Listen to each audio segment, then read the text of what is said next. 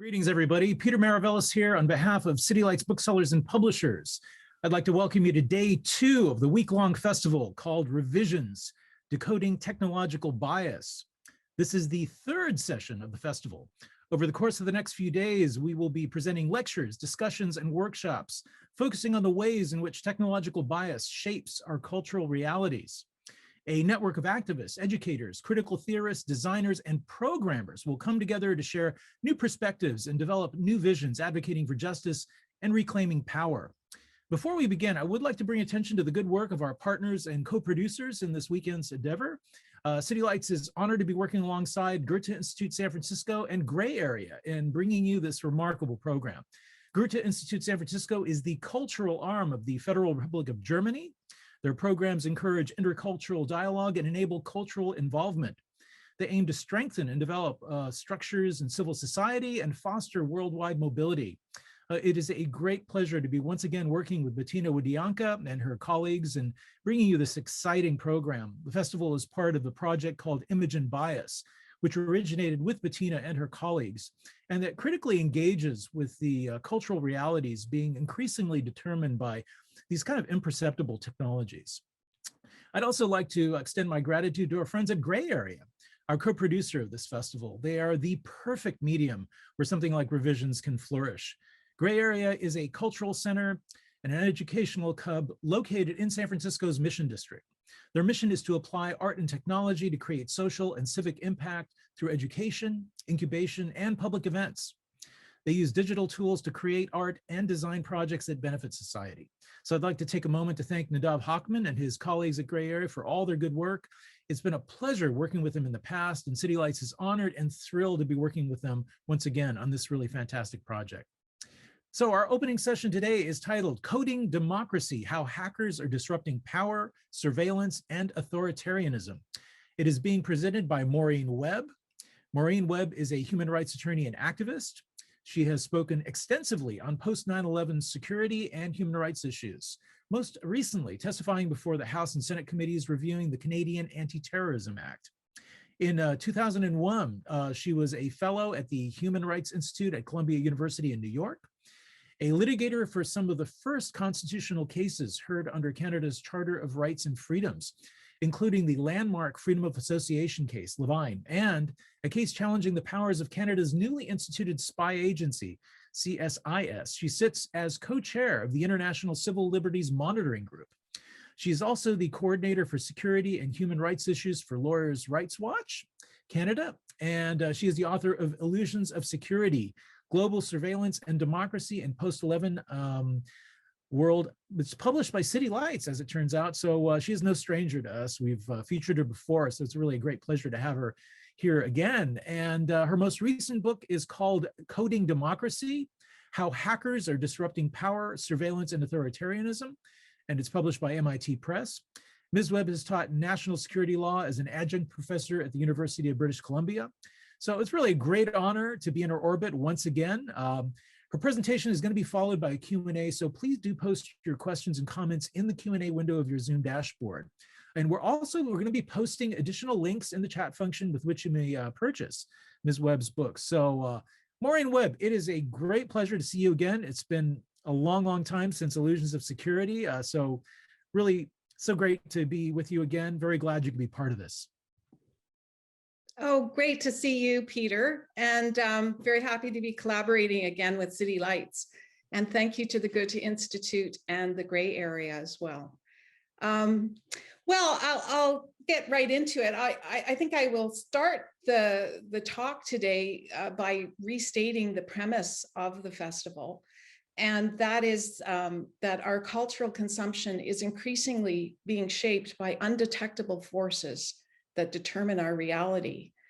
And this includes algorithms that make opaque decisions about us and are constantly socially sorting us, micro-targeting that delivers us different content and messages, big data that's taking over governance functions with its many unexamined assumptions and correlations, machine learning that's so opaque that it can barely be reverse engineered, networks that virally spread disinformation and misinformation, images and memes that play on our deep neural wiring, And of course, the latest fast developing threat of deep fakes or synthetically created photos and videos that soon, experts tell us, even AI may not be able to detect.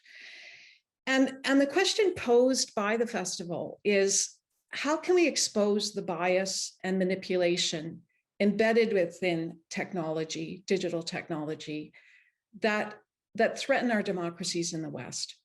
What innovative approaches can we take to counter them?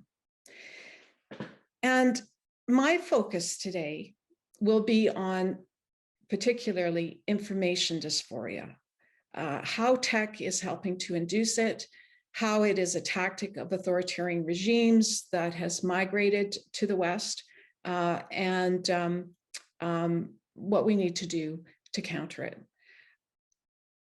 I'm going to talk about some of the principles that hackers have been fighting for that will be essential in countering information dysphoria. And I'll evaluate some of the tech and legal solutions that have been put forward and how far they take us. But my overarching point today will be that while societies used to be able to manufacture consent, as Noam Chomsky might say, now in this much more complex landscape, the urgent question is really, how do we manufacture consensus? And my conclusion may be surprising to you, having just written a highly technical book for MIT Press. My conclusion will be that really only culture can help us with this. Technical and legal solutions will have something to contribute in confronting information dysphoria in the 21st century, but really if it's liberal democracy that we're wanting to preserve, then it's the values within that tradition that we need to draw deeply on now, especially, I would argue, the liberal democratic value of preserving a space where people with different political viewpoints can talk to each other and conduct politics.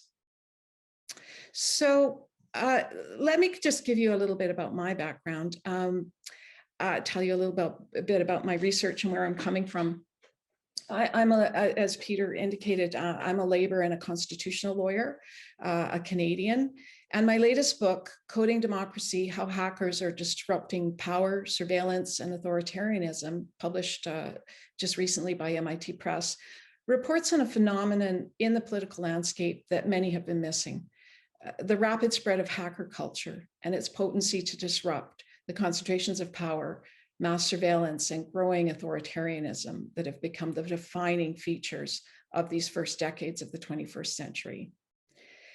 The book provides the reader with a one-stop history of hackers and the genealogy of hacker ideas, but at its heart is my reporting on the burgeoning progressive hacker scene coalescing around the Chaos Computer Club in Germany, and how hacking is starting to be embraced by citizens as a practice, an ethos, and a metaphor. And in this sense, hacking is really a new kind of social activism, which is all about distributed power, distributed decision-making, and distributed democracy. The title, Decoding Democracy, alludes to the hacker thesis that Larry Lessig of Harvard Law famously expounded on, the idea that code is law. That is, that in a world of ubiquitous computing, the self-executing nature of code will largely determine our relationships and rights, and even undermine constitutional guarantees if we do not pay attention to it. And in many ways, that's the theme of this festival.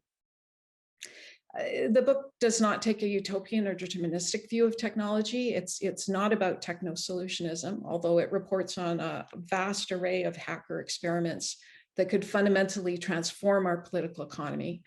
It really places agency very much in the hands of people. So coding democracy means also, what do citizens need to put in place in the digital age to make democracies work? How can societies hold on to and build out democracy in the digital age? And this, I argue, is the project of the contemporary progressive hacker scene and the broader hacker movement. So what is this problem of information dysphoria? In the mid-20th century, of course, the mainstream media monopolized a scarce resource, radio and television waves, and it had a commercial incentive to try to capture the broadest possible audience. Its reporting was presented as objective, and people consumed more or less the same information and messages from it. Today, the entire media sphere, as we know, is fragmented. The audience for the surviving mainstream media is almost entirely divided. A recent Pew study showed that 93% of people who say Fox is their primary news source describe themselves as Republicans, and 95% of MSNBC viewers are Democrats, as are 91% of the New York Times readers. And then you add our news feeds and online consumption of alternate news sources, and you get not merely a divided information environment, but a chaotic one. There's no longer 2 nightly news channels in every household reporting more or less the same thing. And trusted figures like Peter Mansbridge in my country, or Walter Cronkite in yours, comfortingly wishing us a good night, everyone, at the end of the evening. Today, we are living in a technologically enabled world of narrowcasting. Media companies now make their money targeting smaller and smaller slices of the population, and by pumping up their engagement, stirring up fear and anger. We're living in a world of political micro-targeting. The great scandal of Brexit and the 2016 US election was the revelation that Cambridge Analytica and its partner company were able to scrape the personal information of Facebook users in order to micro-target them on an industrial scale with tailored political messages. And that the Obama campaign had done a similar scraping and targeting before in the 2008 election. We're in a world of viral disinformation campaigns perpetrated by foreign powers.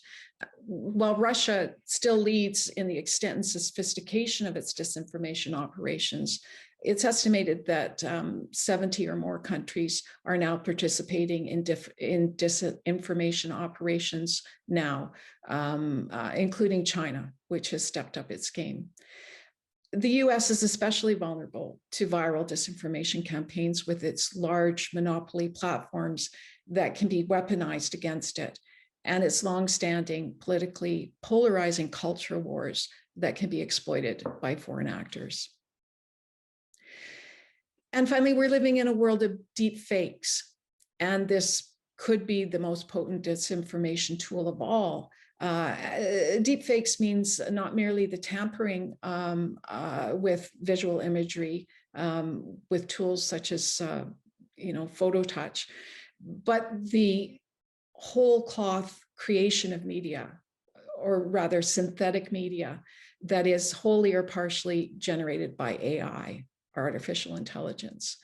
It's possible now to create highly believable fake visual and audio content at a scale that we've not experienced before, including the ability to take a person's biometric data and create an audio or video clip from whole cloth. So not even just altering an existing video, but creating a whole new video. And there's a growing commodification of the tools and services that allow this this deep fakery, which is lowering the barrier for non-experts to create deep fakes. So we're really just at the start of this tech revolution. And some have predicted that by the next American election in 2024, up to 90% of what is online will be synthetic media. So this is something that every state, business, and individual will have to try to protect themselves against. So these phenomena, narrowcasting, micro-targeting, viral disinformation campaigns, and deep fakes are all tech-enabled aspects of the information dysphoria we're experiencing in Western societies these days. But there's something else going on. Disturbingly, we're seeing that Western leaders are embracing a deliberate strategy of inducing information dysphoria in their populations. And perhaps the most insightful take on this development comes from a historian of the 20th century, Tim Snyder, who many of you will know, the author of On Tyranny, 20 Lessons from the 20th Century, and many other deeply academic books, has said that Americans, what Americans need to understand is not simply that the Russians hacked the last America or the 2016 American election. To what effect?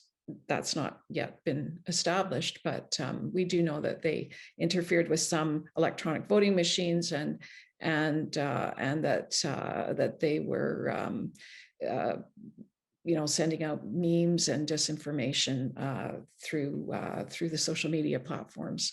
But more insidious than this sort of simple hacking, Snyder says, is that the authoritarian philosophy and methods of the Russian regime have migrated to the West and are being employed by Western politicians and their supporters, most markedly by the recent Trump regime.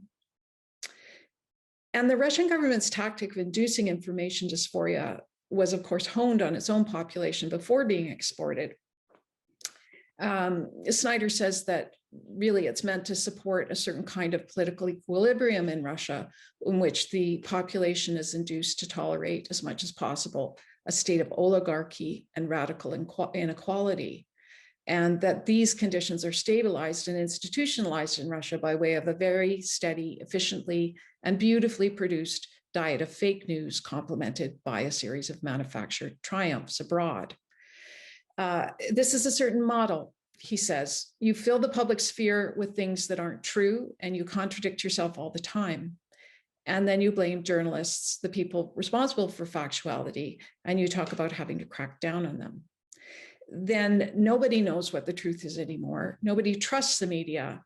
And what you end up with, and this is the payoff for the authoritarian leader, is a monopoly, or at least the strongest position in the manufacture of the symbols of the day. And symbols, as we know from history, are very powerful. Symbols appeal directly to people's emotions, to their grievances, to their mythologies of loss and redemption. And the emotion that we gain through our life experiences is often where our political beliefs spring from, not from facts or logic. So this authoritarian model that Snyder describes so well, we saw it play every day during the Trump regime. His handling of the pandemic crisis was a classic example of it. He said unpatently untrue things all the time. He sent mixed messages. He violated the public health advice that his own administration gave, holding large events without masks or social distancing. And I think it's important to understand that this was not mere incompetence or pathological mendacity, but rather that confusion, demobilization, the stirring up of emotion was regime policy. And the authoritarian idea behind this is that if there is no truth, there is only power. That is the object of inducing information dysphoria in a population. Democratic societies require a shared belief in factuality, a trust that we can at least agree on the methodology for ascertaining facts, and a belief that facts matter. If you destroy that belief, then you destroy democracy. And that, unfortunately, is what 21st century authoritarians have discovered. It's the cheap and easy way to destroy democracy. And that is what Snyder says is the process that is now underway before our eyes. If you add to this the debilitating culture wars taking place in the West, especially in the United States, you have a perfect storm. With these culture wars, we have populations that are especially vulnerable to information dysphoria and exploitation. Increasingly, they do not talk to people they disagree with. They do not live near people they disagree with, and they never have their views tempered. There's a constant expansion of what they hold sacred, these populations caught in culture wars. The ambit, and when I say what they hold sacred, that is the ambit of their ideas that can never be conceded, that can tolerate no challenge or disagreement. There's an unfortunate fetishizing of linguistic distinctions, a ratcheting up of political purity tests, a creeping extremism on all sides, and an abandonment of facts and narratives that do not fit one's confirmation bias, or the complete unmooring of facts that I described earlier, where attachment to facts is given up altogether, and there is only emotion, there's only power. Some of the ideas that hackers have been developing over the last 3 decades will be essential to countering the problem of information dysphoria. And I'm going to cover them briefly here, briefly because there's so much else to talk about. And apologies to the technologists that might be in the audience. Certainly in a place like San Francisco, I know that you're well familiar with these principles, but this is really for the rest of us. The first hacker principle that I think will be very important in fighting information dysphoria is, of course, the principle of privacy for the weak. If you hang out in hacker circles, you will have heard this manifesto of the contemporary hacker scene: privacy for the weak, transparency for the powerful. Privacy guarantees autonomy and security in one's personal sphere and thoughts.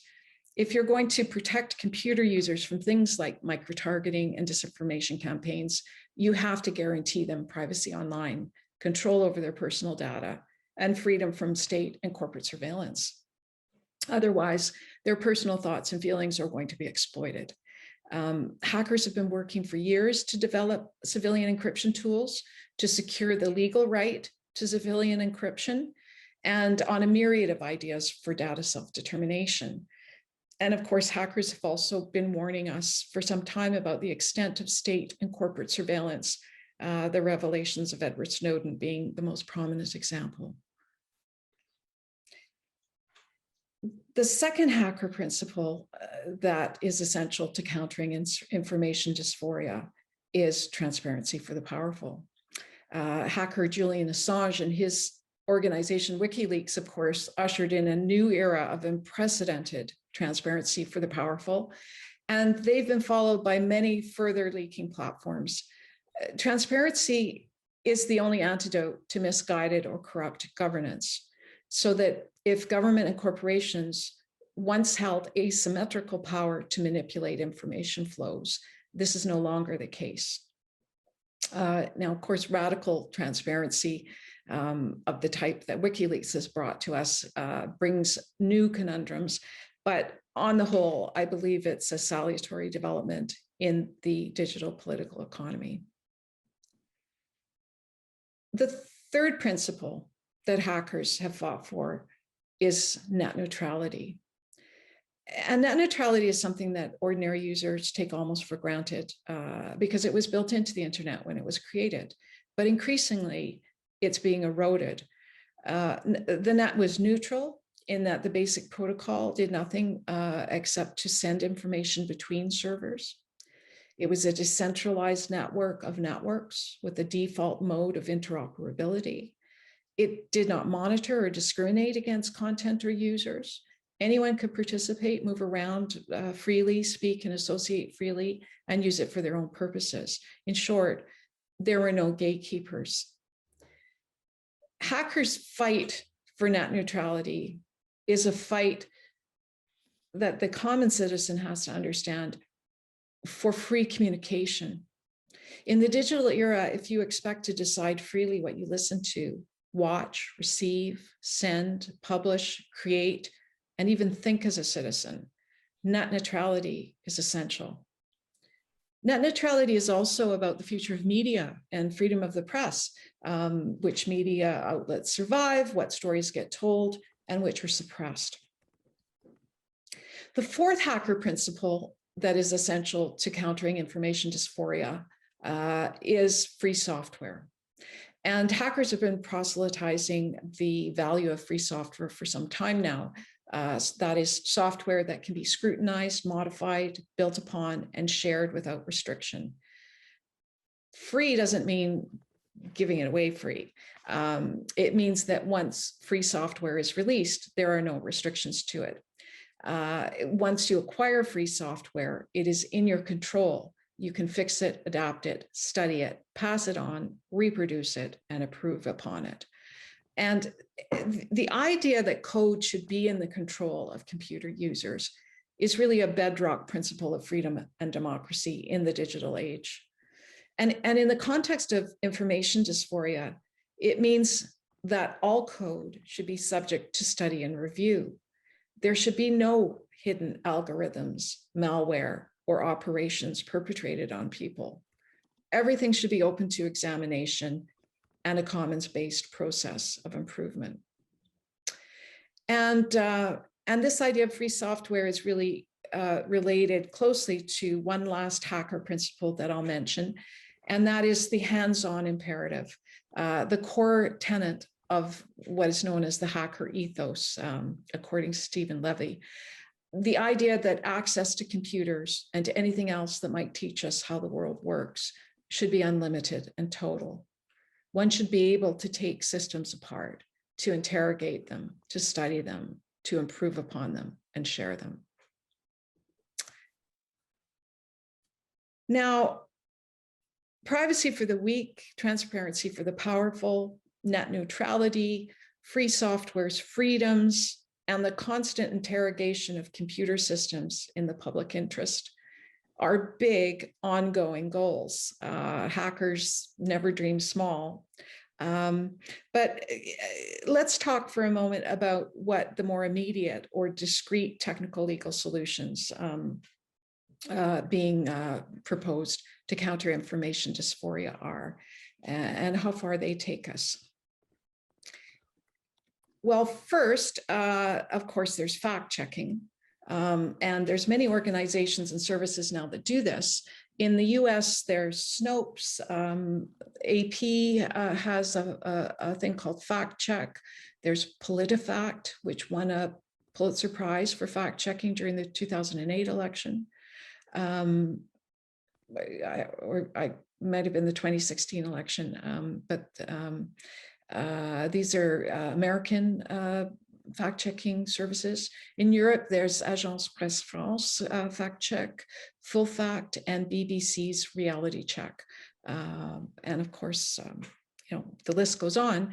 Bellingcat is an open source fact-checking organization that focuses on information warfare. And then there's services that rate the trustworthiness of news and news sites. NewsGuard is an example that gives trust ratings for over 4,000 news and information sites. And it's researched by trained journalists. This is, it doesn't use algorithms, but rather journalists to create these ratings. And you can subscribe to it on a monthly basis. And the big platforms are doing similar things with their algorithmic rankings of news sources and their labeling of inaccurate information. First Draft News and Partnership AI are working on a project about how to label synthetic media, since of course there's both malicious and benign uses of synthetic media. And journalism schools are pouring a lot of academic thought into how to make fact-checking more rigorous in a digital environment. Now, some commentators say that post hoc fact-checking doesn't work well because it occurs after the horse is out of the barn and most readers do not take the time to refer to it. But really, you know, all of this comes down to whether one trusts the fact checkers and the journalists and the broader problem in our society today of trust in institutions. And a questionable fact-checking or rating is very similar to censorship and suppression, which I'll talk about in a little bit. We know that many alternative news and content sites have been buried unjustly and unfortunately by algorithmic ranking, for example. The next tech solution that I'd like to talk about is detection. And this is a relatively new field aimed at detecting malicious synthetic media or deep fakes. Detection tools must, of course, be able to show both that a thing is fake and that it's real, or that fake things are fake and real things are real. And the latter is often the most important, because what disinformation actors really want is for people to question everything. So in precarious political contexts, like a coup or the shooting down of an airplane or a human rights violation, deepfakes can be manufactured with some effort to tip the situation, but false claims that something did not happen are much easier and faster to do and can be just as effective. DARPA's Metaphor was one of the first detection efforts. DARPA is, of course, the US military's Defense Advanced Research Project Agency. In early 2020, Amazon, Facebook, Microsoft, and the Partnership on AI hosted a deepfake detection challenge, and there was a $500,000 prize for the winning submission. Google's nonprofit arm, Jigsaw, is developing numerous tech tools to detect disinformation. And the AI Foundation has developed a software product called the Assembler. Deep Trace is another company in this space. Now, one problem in deepfake detection is that tech cannot interpret the content, tech cannot interpret the context of faked video across different cultures, or even imagine how context could be recontextualized. And so, for example, you have those recently altered videos of Nancy Pelosi and Jim Acosta that went viral, and their speed had merely been tampered with to mislead viewers. These are so-called cheap fakes rather than deep fakes. And apparently there's no way right now to catch these cheap fakes, these recontextualized videos with technical methods. Another problem is in developing deep fake detection tools is that they require huge data sets and machine learning. And so, they involve corporate and government surveillance practices to acquire the data sets. And they are opaque, they're black boxes. You have to trust that they work. But perhaps the biggest problem with detection is that it's an arms race. And as the AI gets more and more sophisticated, there may be no certain way of detecting what is fake and what is real. And that is a future possibility that we're going to have to contend with. We might simply have to be able to live with that. The next solution, tech solution to information dysphoria that I'd like to mention is, and which is increasingly being discussed, is censorship by algorithms or deplatforming. And it's increasingly being advocated by progressives and Democrats, which seems counterintuitive, but they seem to be the majority now calling for that kind of solution. And I'll be frank here. I'm against that kind of censorship or deplatforming. First, I think it tends to put decisions in the hands of the monopoly platforms like Facebook, Google, and Twitter. And why would we want to do that? They, least of all, should be making those important societal decisions, acting as censors with secret algorithms for ranking and filtering information, when they have, of course, their own political and corporate agendas, and they are unelected entities. And I tend to agree with a recent piece by Thomas Frank in The Guardian in March, in which he derides Democrats for their embrace of censorship. And he jokes about their horror of the uncurated world, of thought spaces flourishing outside the consensus, of unauthorized voices babbling freely in some arena where there is no moderator and to whom there is no moderator to whom someone might be turned in. And Frank says that the diagnosis of the Democratic Party, the diagnosis that they give for their failure to win over the 73 million Americans in the 2020 election that didn't vote for them, including an increased number of Latinx and Black voters. This diagnosis that it was due to the malfunctioning of the public's mind due to fake news is simply wrong. And I'd agree with him on that. I think that, along with Frank, that rather their failure was due to their longstanding refusal over 4 decades to provide some kind of genuine vision of economic redistribution and social solidarity. But in any event, the idea that the remedy to that election failure, that failure to win over 73 million Americans to the Democratic platform, the idea that to censor and shut down speech is the remedy, is an abandonment of liberal principles. And it gives up on reason itself. Justice Brandeis of the US Supreme Court said that the remedy for bad speech is more speech. Criticism, analysis, humor, protest, these have always been the most effective way to counter bad ideas. And I think we should always remember that when censorship is being floated as a technical solution on digital platforms.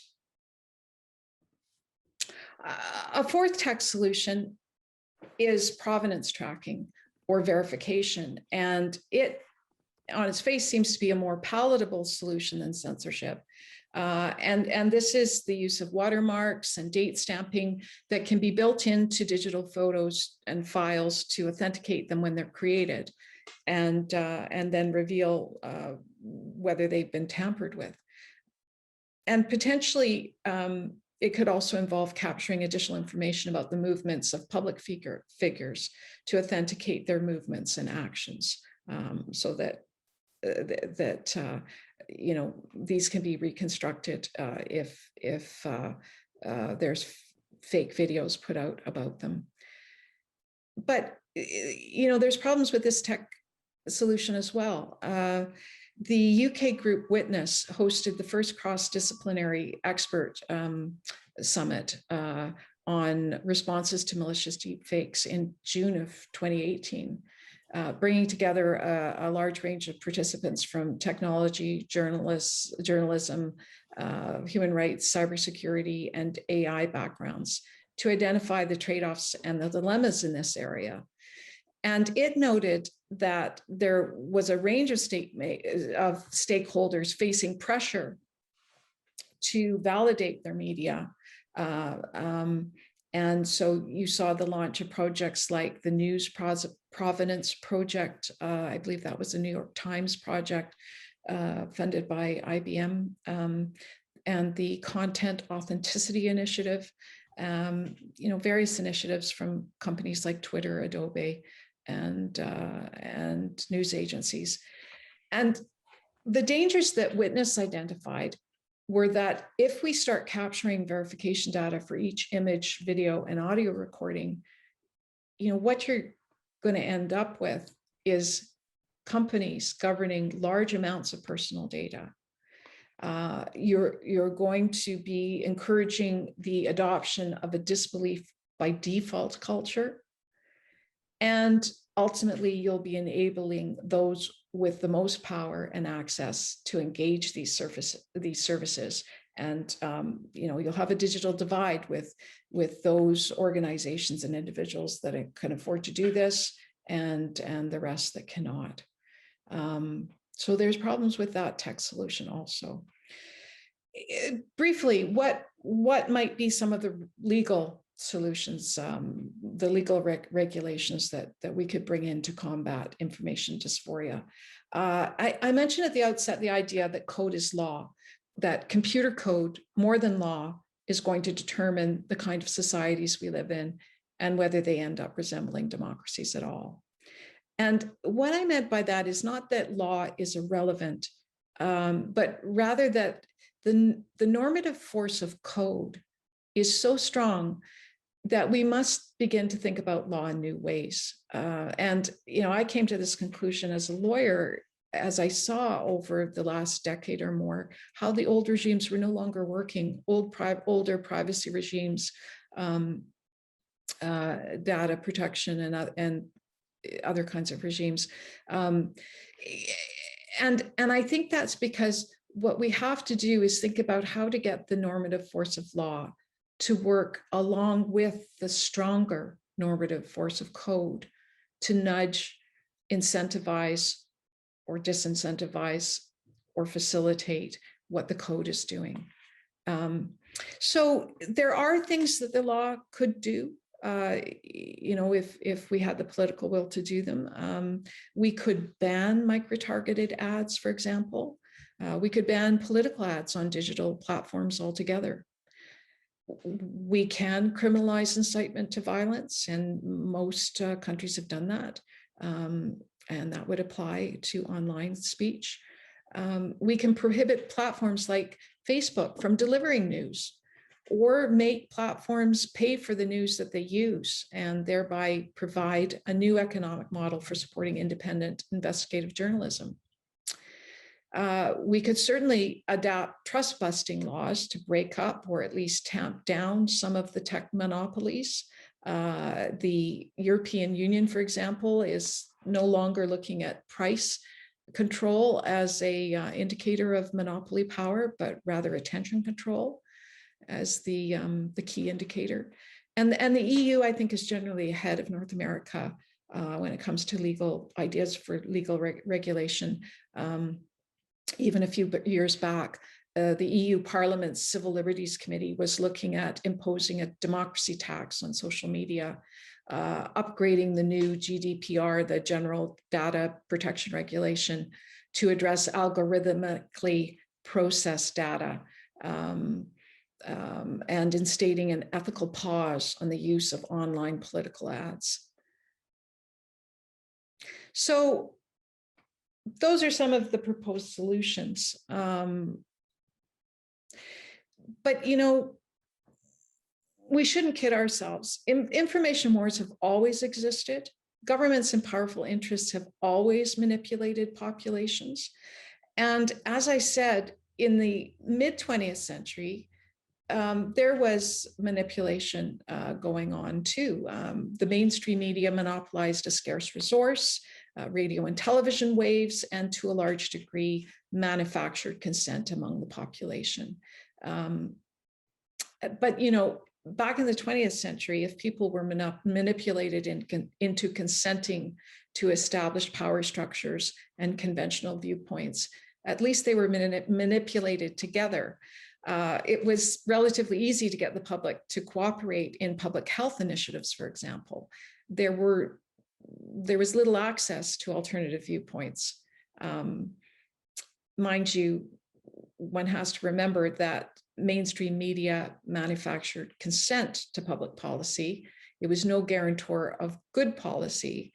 And those of you who grew up in the 50s and 60s will remember that you'll remember the public health initiative that got people to cooperate in eradicating polio, which was a good thing. But you'll also remember the drug campaign that got pregnant women to use thalidomide for morning sickness, which was a bad thing. In the current landscape, where tech has fractured the media and unleashed information dysphoria on the population, the problem is really how to manufacture consensus. And I gave a whole speech on this last fall at a communications conference in the context of getting populations to comply with public health directives in the pandemic.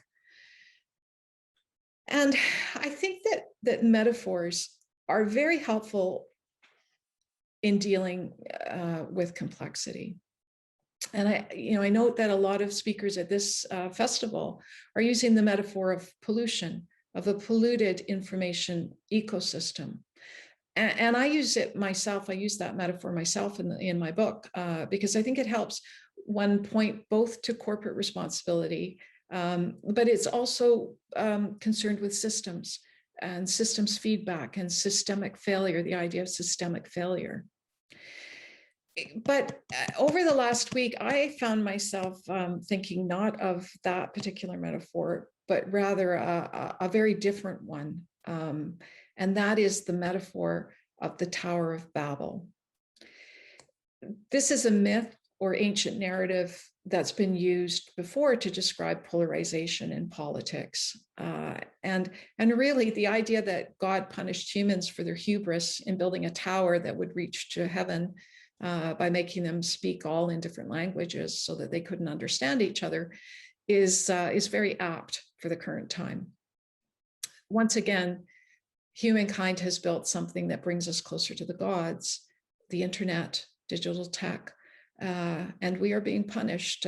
We cannot understand each other. We cannot even tolerate each other anymore. And if we don't address that, if we can't find some level of social cohesion that allows our democratic systems to function, we will end up with more authoritarianism, violence, and possibly even civil war. And I thought it was very interesting as I started to explore this idea, because I didn't know a lot about the Tower of Babel. So I did some research. And did you know that it occurs in multiple cultures? Stories of people building a tower and being scattered or punished in some manner have reportedly been told not just in Genesis, the Old Testament, but also in Greco-Roman mythology, in parts of northern India, by the Toltecs in the 1500s to Spanish invaders, by Central African tribes in the 1800s. And it may be that it's a similar story appearing in different cultures, or it might be the retelling of the same original story. But I think that its ubiquity speaks to the power of the narrative in describing what is a recurring human dilemma. And so I went looking for images of this Tower of Babel to better contemplate the story. And I found a bunch on Wikimedia in the public domain and under Creative Commons licenses that I wanted to share with you. And I'm going to do that now. I have to get this set up on Zoom. The captions are my own. So let me see if I can do this. I'll have to share my screen.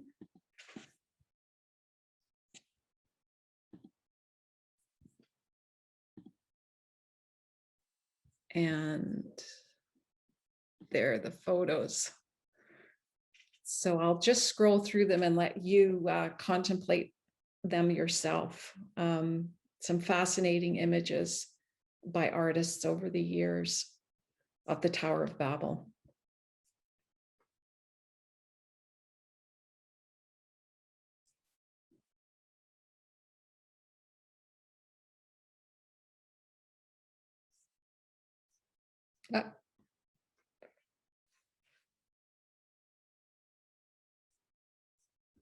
Oh dear.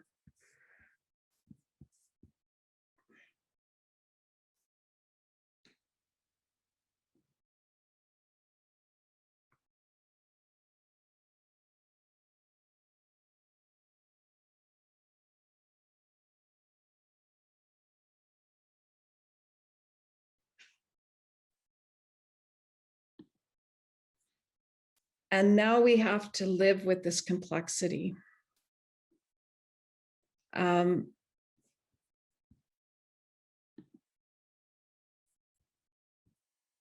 And I want to make sure that I've stopped the screen sharing. And now we have to live with this complexity. This is the curse of our invention. This is our dilemma. As discussed earlier, tech solutions often come with their own attendant problems, and legal solutions are deeply enmeshed with the tech. But even when problems are parsed carefully to look for the best tech solution, how can we really expect technology to repair a weakened and imperiled civic space? The danger, I think, of putting too much emphasis on the technical fixes is that we treat the computer as some kind of magic oracular machine. And the problem may not be the plurality of information sources or even the trustworthiness of some of them. It's that we rely too heavily on computers for information, discourse, connection, and solutions. Tech tools don't heal the deepest problem. Google Translate is not going to solve the speaking in different tongues problem, the problem of social cohesion when it comes to information dysphoria. Only culture, only our shared values, our shared cultural values can begin to get at this. And here I'd like to give the example of Estonia, which was hit in 2007 by a series of aggressive cyber attacks against its media, government, and banking systems. Estonia believed that Russia was behind the assault, though Russia denied it. But Estonia took a society-wide approach to shoring up its defenses that involved technological solutions, but more importantly, engaged citizens. The long-term national defense strategy that it announced in 2010 emphasized psychological defense, which it defined as the development, preservation, and protection of common values associated with social cohesion and the sense of security. So where can we look within our own liberal democratic tradition to save us from information dysphoria, from the Tower of Babel? What can we draw on from this tradition to help us?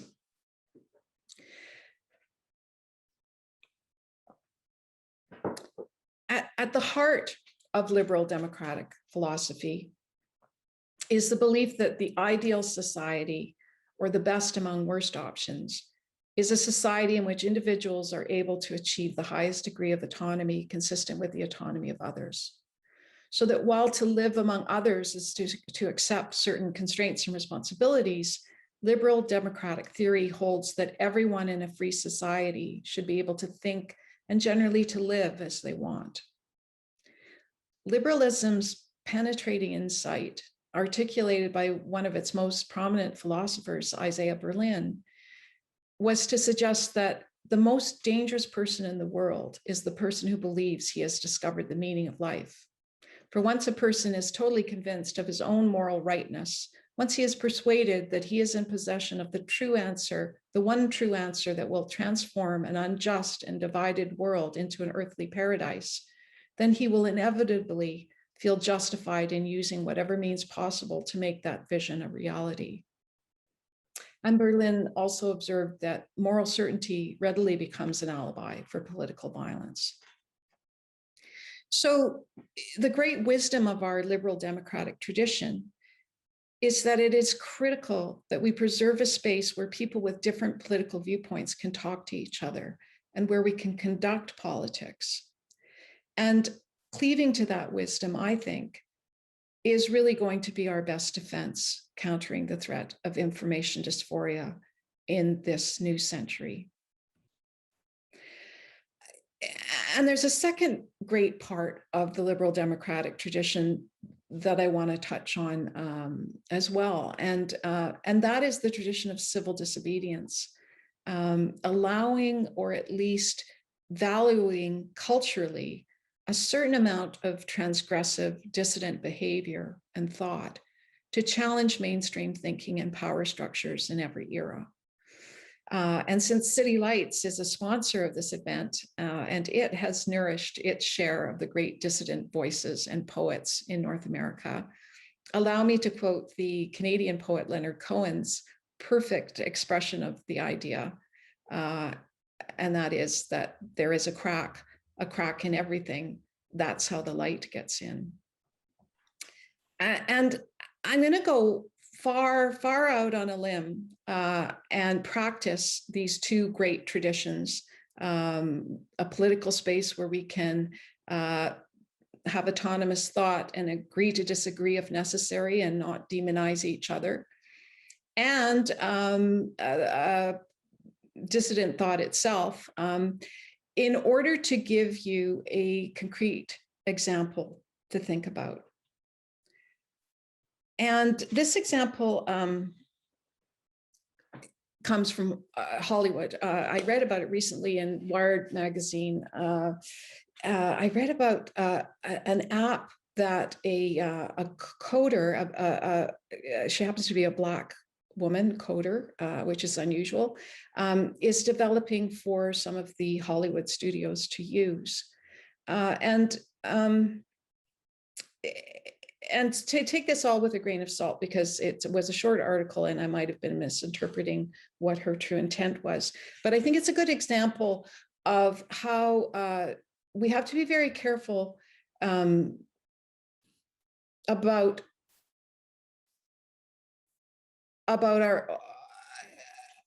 the realization of our own political ideas in technology.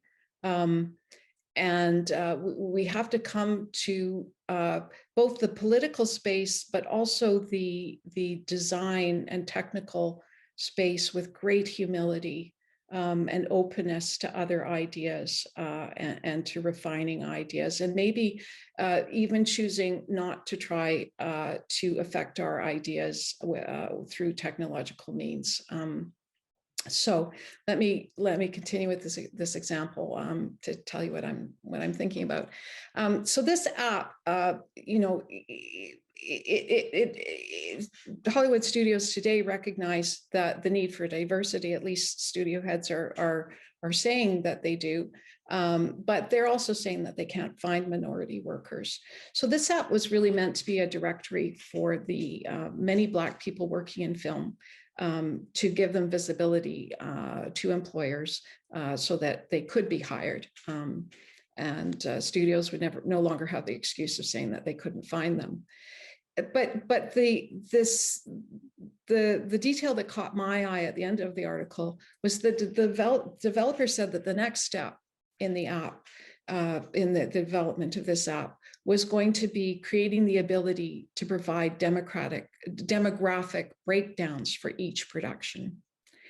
And as a labor and a human rights lawyer, my head reeled when I read that. I am completely on board with the goal of increasing the participation of minorities, especially historically marginalized and oppressed minorities in the workplace and in leadership roles. I'm fully sympathetic to the Black Lives Matter movement. And I know that statistical underrepresentation in a workforce is circumstantial evidence of systemic and/or overt racism.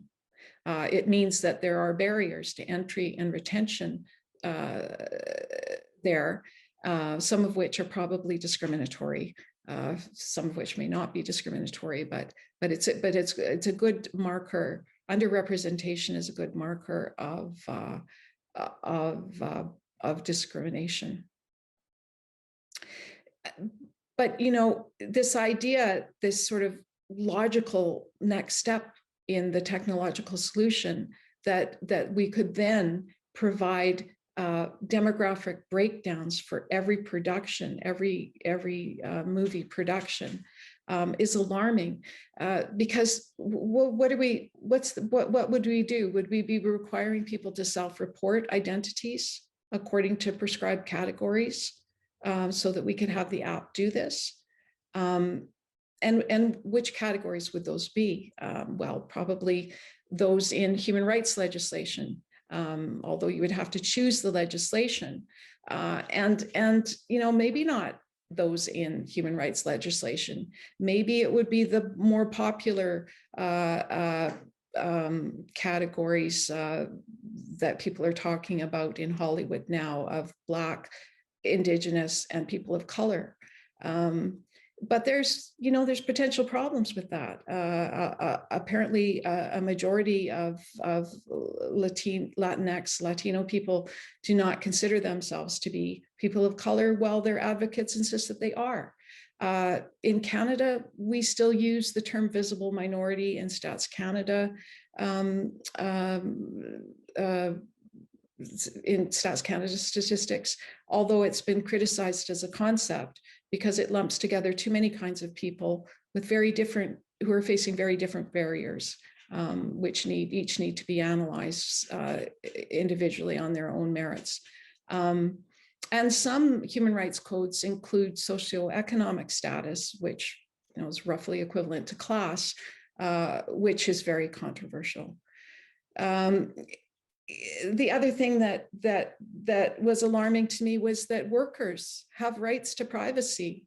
There may be all kinds of reasons that workers don't want to report the grounds within human rights legislation.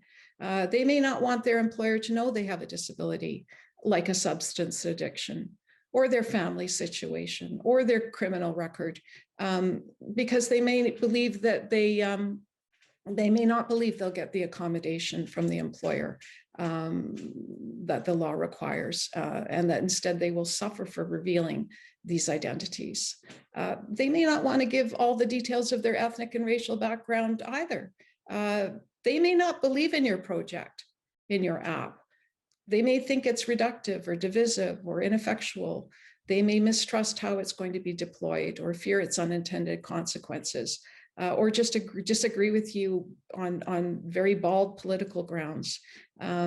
So, are we going to force them to report, to carry a race report card throughout the industry to every studio employer and every production they apply to? Something like a vaccination passport that people have been talking about in the pandemic. Will we do this just because the information technology is capable of creating a system like it? And then again, your methodology, is it going to be exact proportional representation of each minority in a workforce?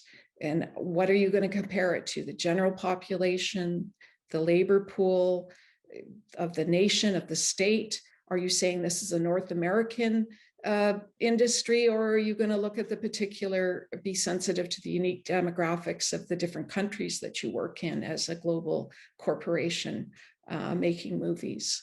And then finally, how do we even achieve proportional representation when everybody has intersectional identities? If you add up all the individual identities, so for example, you might have a female who is also Asian, disabled, and a single parent, you will get more than 100% because people have more than one identity and will be counted multiple times. Will you have caps for existing minority workers? Say you've been successful in an industry and including a particular minority, will they now be subject to caps because you have too many of them? And I'm going to propose to you that what starts out as a good idea with tech fixes can very quickly become a very bad idea, and a bad idea amplified in its effects, because we know that tech amplifies our actions. It amplifies our policies in exponential ways.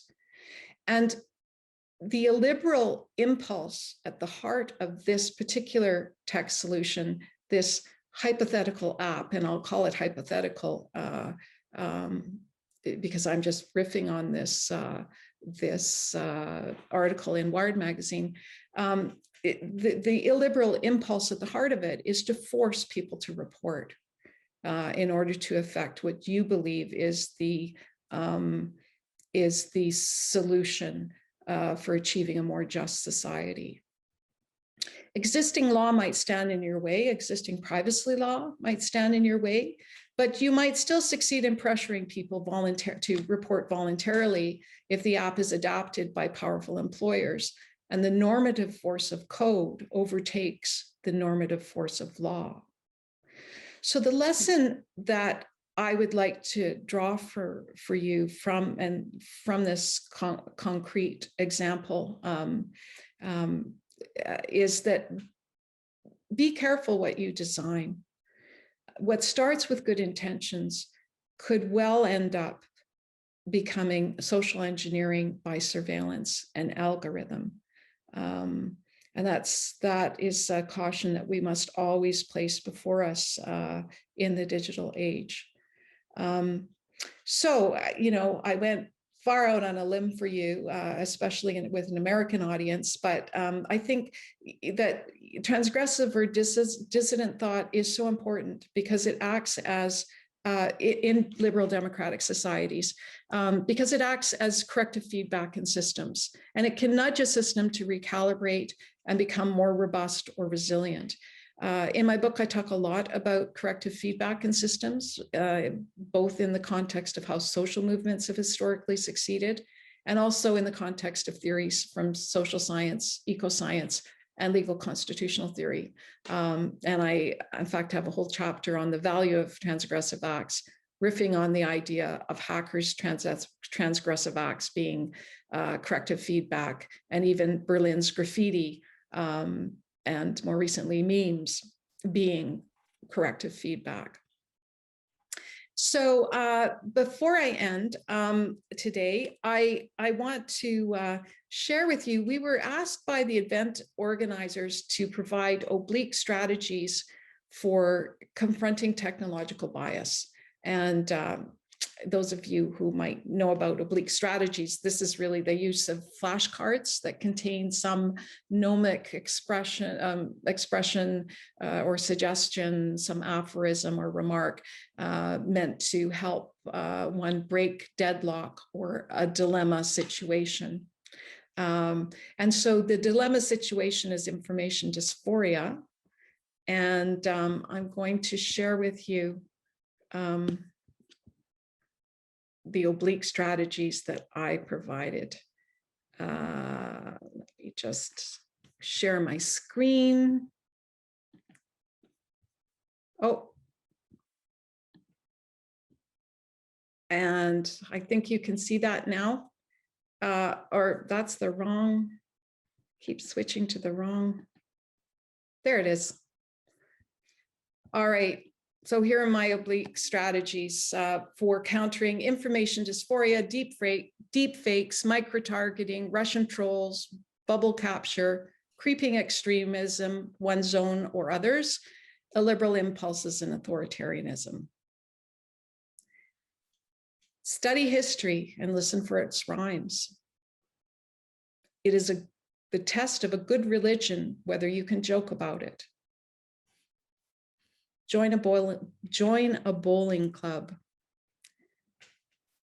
Always choose the big tent. Always act in a way where you widen the options to act. The most dangerous person in the world is the one who believes he knows the sure path to utopia. And so in conclusion, Karl Marx posited that transformative technology brings down the whole superstructure of a society, its social hierarchies, the role of labor, its distribution of wealth, the way it defines value, and the law that underpins it all. In the early part of the 21st century, we're in the midst of such a transformation. Likely, we will be engulfed in an unimaginably complex information, misinformation, disinformation ecosystem that will change many things.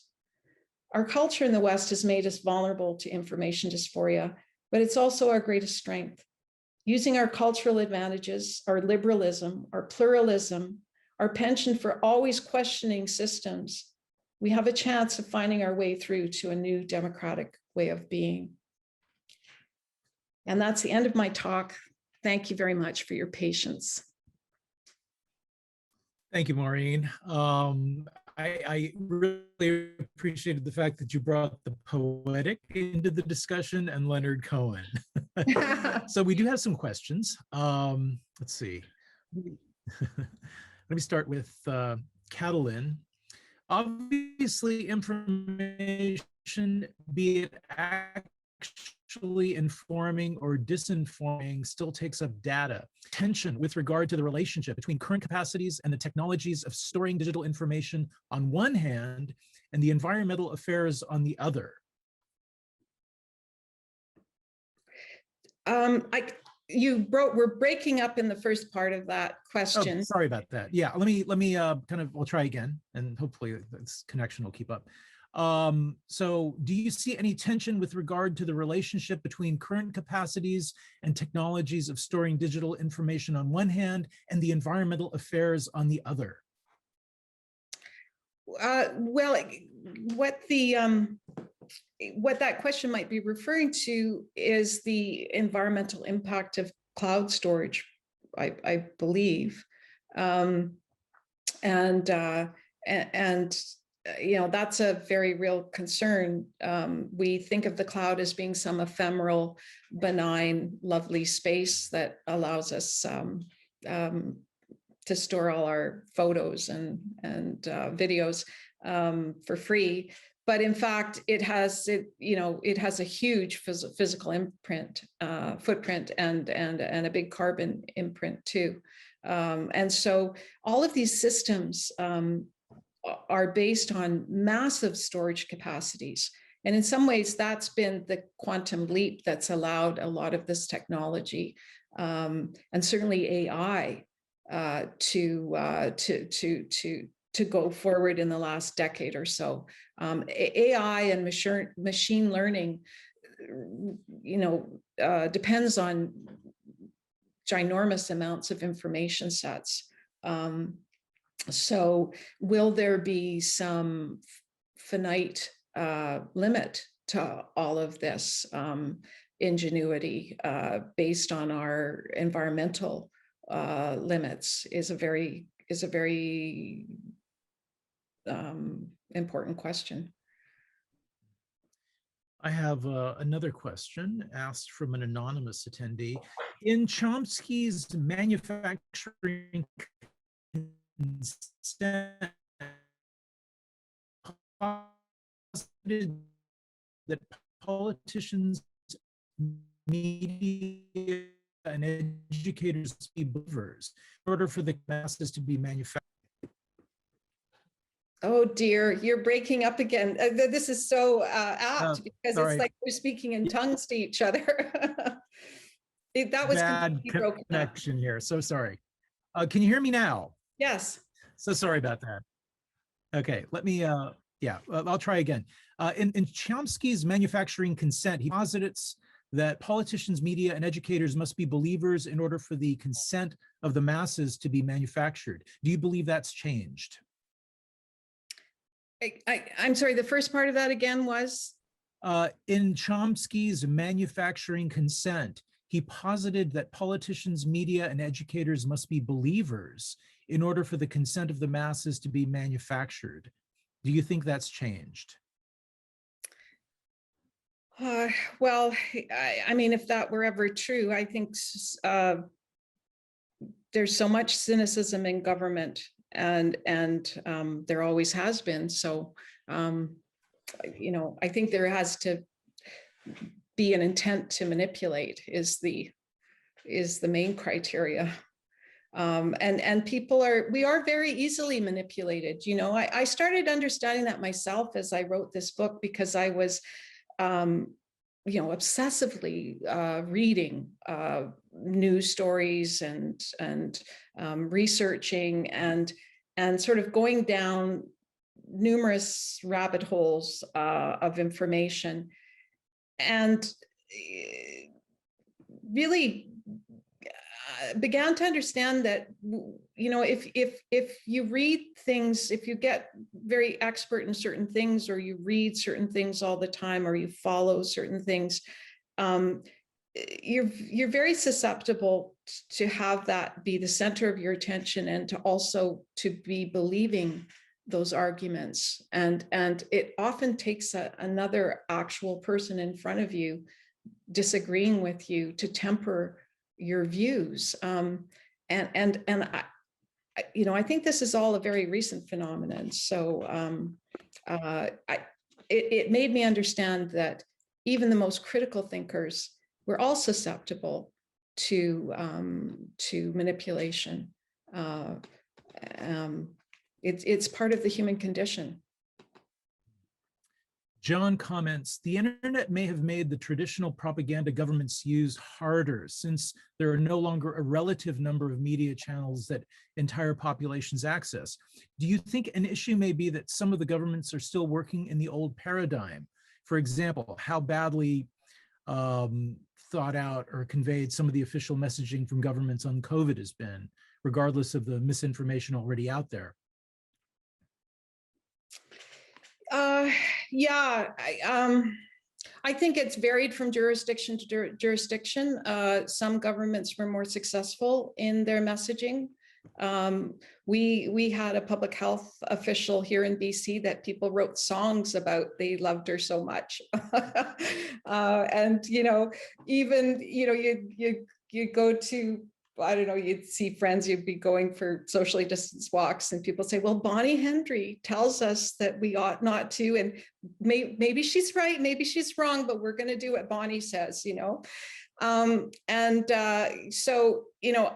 think that the trick to good messaging is, well, you've got to earn people's trust, right? So, I think that institutions, you gain institutional trust by serving the public's interest over many years. That's how you gain trust. There's no magic to it. It's not about communications. And then I guess the other thing that I would say would be that while I spoke just now about the very fractured media landscape, I was surprised to consider how important TV still is in politics.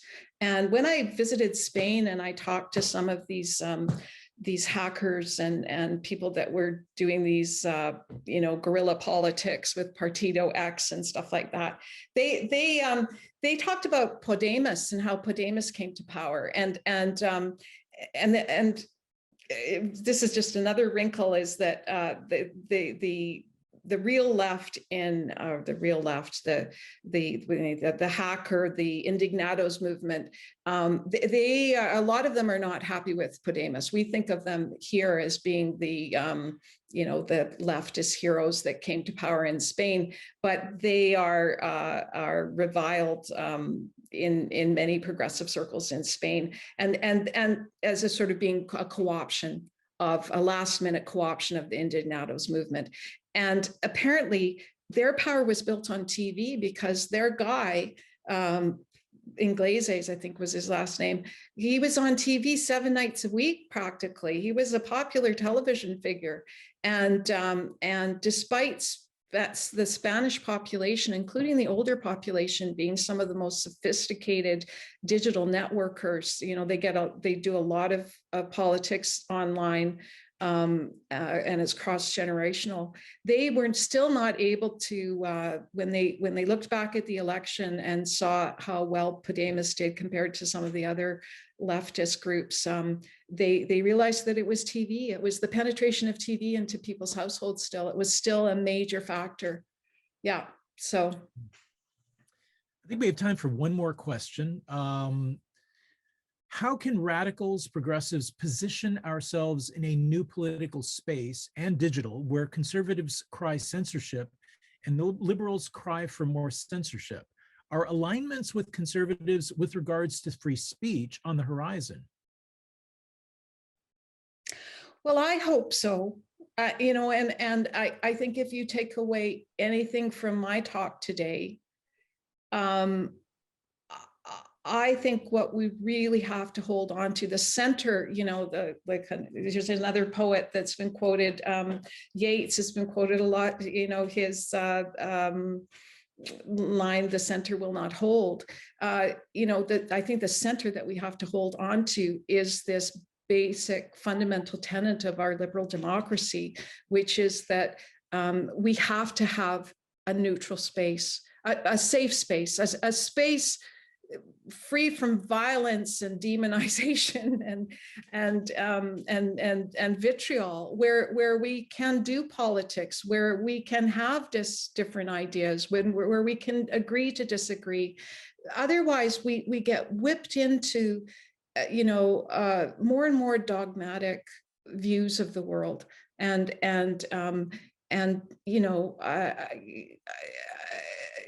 a fellow Canadian of mine, Wade Davis, wrote an article that went viral called "The Unraveling of the United States" that some of you might have read, where he expressed his love for your country and his great admiration of your country, but just this horror at seeing it unravel. And I think this at the heart of it is that there's too many illiberal impulses that are being acted upon, and whether you believe that you know how to build a more just society, you have to bring the rest of your fellow citizens along with you. It is a long and hard process that will involve many tactics and strategies, but at the heart of your society is this sacred space where you can do politics with your neighbor, where you can speak with your neighbor, and that's what I hope that we can hold on to in this digital maelstrom of the 21st century. Thank you so much, Maureen Webb, for being part of Revisions. This has been a really fantastic presentation. It's given us so much to think about, and I hope you'll come back into our orbit once again in the not too distant future. Also, thank you for all of you in the audience for joining us today. I'd like to remind everyone we're posting links in the chat function with which you can purchase books. We're selling copies of Coding Democracy, as well as Maureen's previous book, Illusions of Security. So please check that out. Also, this session is going to be followed by another at 3 p.m. today. It's going to be Nita Atanasowski and Colleen Devora. The presentation is called Surrogate Futures, Technology, Race, and the Human. If you haven't already, please do register for that. Also, check out the Revisions portal to view the whole festival calendar. There's much more coming up, many more events and workshops. Also, today's event is going to be rebroadcast on the Gray Area website. So in case you know of anyone who missed it, or if you'd like to watch it again, please check it out. This is sponsored by the City Lights Foundation, a 501c nonprofit carrying on the legacy of our founder, the late Lawrence Ferlinghetti. The City Lights Foundation fosters an active engagement with books and literary culture. Our public events, publishing program, and educational outreach are dedicated to sustaining a vibrant community of readers, writers, and independent thinkers. So thank you all for joining us today. Hope to see you all again soon. Please be well. Thank you.